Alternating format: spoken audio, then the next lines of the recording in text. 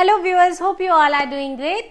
Monosaccharides, disaccharides along with properties of sugars having been covered in food chemistry series on my channel Food Cyto. Now I am moving on to polysaccharides, in which I'll be primarily talking about starches.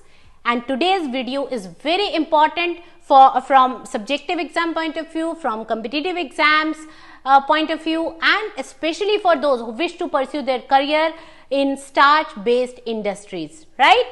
So as you can see over the screen, today I'll be talking about two basic components of starches, that is amylose and amylopectin.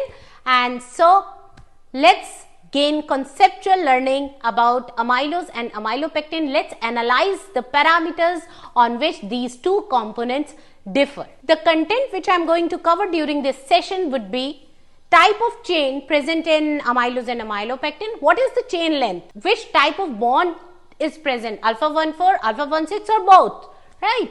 And the proportion of these two components in natural starch, so their solubility in water, and how do these components react with iodine. So all this content would be covered in today's session. So to gain thorough knowledge of this topic, please watch this video till the end. First of all, let's talk about amylose.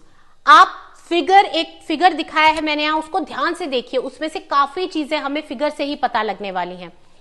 First of all आप देखिए figure में एक ही repeating unit है, right? That means कौन सी repeating unit है? वो glucose. That means amylose is a polymer of glucose, right?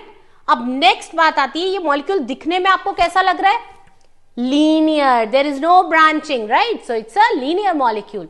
Next बात आती है कि ये जो मोनोसेक्राइड्स हैं, ग्लूकोज है, ये किस तरह जुड़कर आपस में एक पॉलीमर बना रहा है. सो कैसे जुड़ते हैं? ग्लाइकोसिडिक बॉन्ड्स के थ्रू. अब ग्लाइकोसिडिक बॉन्ड कहां कहां जुड़ा है, इस पर हमने ध्यान देना है. तो आप देखिए ग्लाइकोसिडिक लिंकेज जो है एक ग्लूकोज मॉलिक्यूल के कार्बन नंबर 1 से दूसरे ग्लूकोज मॉलिक्यूल के कार्बन नंबर 4 को जोड़ रही है, राइट? सो कौन सी तरह के बॉन्ड प्रेजेंट हुए? Alpha 1,4 glycosidic linkages, right? अब हम बात करते हैं कि ये जो ग्लूकोज यूनिट्स हैं, ये बहुत सारी ग्लूकोज यूनिट्स हैं, इनका नंबर कहां से कहां तक वेरी कर सकता है? दे मे very from 200 to 20,000 glucose units, right? Now, as we all know, starch is made up of amylose and amylopectin. So, there must be some proportion. So, amylose लगभग 10 से 20% जो है वो natural starch में present रहता है. इसके बाद हमने कहा था we'll talk about solubility in water. So, amylose forms a colloidal suspension in hot water. Please mind this word hot water, क्योंकि cold water में soluble नहीं होता है, right? और इसके बाद हमने कहा था that will analyze how do amylose form complex with iodine. तो जब आप amylose iodine को react कराते हैं, it forms a blue violet complex, right? So this was all about amylose. Now let's begin with amylopectin. Amylopectin में भी आपको एक फिगर दिखाई गई है, इस फिगर को एनालाइज कीजिए. देखिए इसमें भी आपको दिख रहा है कि ग्लूकोज की रिपीटिंग यूनिट है, यानी कि एक चीज तो सिमिलर हो गई अमाइलोज और अमाइलोपेक्टिन में कि both of these are polymer of glucose, right? अब आप देखिए ये जो अमाइलोज है, ये इसमें आपको एक चीज दिख रही है, लीनियरिटी के साथ साथ ऊपर दो मॉलिक्यूल्स आपको दिख रहे हैं जो कि ब्रांचेस बना रहे हैं, right? So it's a branch polymer unlike amylose which was a linear one, right? अब हम बात करते हैं कैसी लिंकेज से जुड़े हैं. लिंकेज तो सेम रहेगी, ग्लाइकोसिडिक लिंकेज. डिपेंड करता है कौन सा कार्बन किससे जुड़ रहा है, राइट? कौन सा बॉन्ड प्रेजेंट है. तो जब लीनियर जो चेन है, लीनियर चेन में तो कौन सा बॉन्ड प्रेजेंट होगा? हमने बात किया था अभी अमाइलोज में, अल्फा 1,4, राइट? अब बात करते हैं, इसमें तो ब्रांचिंग भी है, तो ब्रांच को भी तो जोड़ना है लीनियर चेन से. तो वो कैसे जुड़ रही है? आप ध्यान से देखिए, फिगर में दिखाया गया है.